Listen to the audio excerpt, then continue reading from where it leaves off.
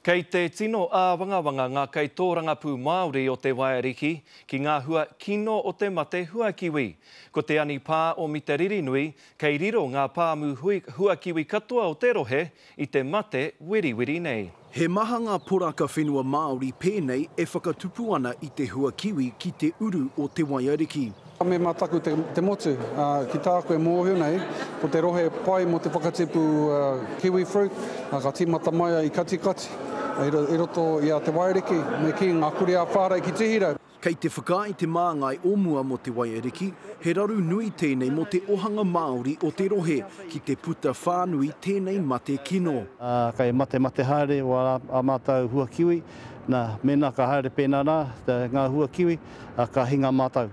E rua te kau ōrau te wāru o te ao Huakiwi ki te ohanga o te Waiariki. Toko mahanga Māori kei ngā reanga mahi katoa o te Huakiwi. Ko pā mai anō rāta ngā uauatanga ki te pūkoro ngā Māori, a whenua nei, a kamutu, a Pākahi nei.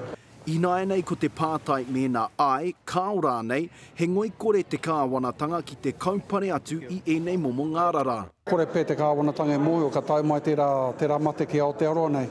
Mai he rei te mea ka kia te he pōturi rawa, he mea oho rere. Nā te ahi tai mai tēnei ngangara ki Wainganui a mātou o te rohe a tauranga. Te kaumā waru ngā pāmu Huakiwi e tirohi ana e te manatu ahu whenua i tēnei wā. Ināia nei kāore e tāia e Aotearoa te tuku i ngā puawai Huakiwi ki Amerika me Ahitereiria.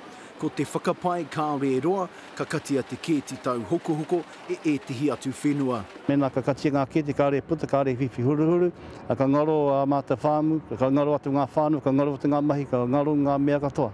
Engari hei tā te Pāti Māori me tatari ki ngā rangahau a te manatū. Ki te kia atu kai te āhua noho a wangawanga, noho a rangirua nei wetai, kei puta te kororo ai e tikana ko tau mai tērā mate ki Aotearoa nei. Ko te inoi a te manatū ahu whenua, kia tere te whakapā atu a ngā kaipupuri whenua, mēnā kua tai atu te mate nei ki o rātou pāmu. Roihana Nuri, Te Karere.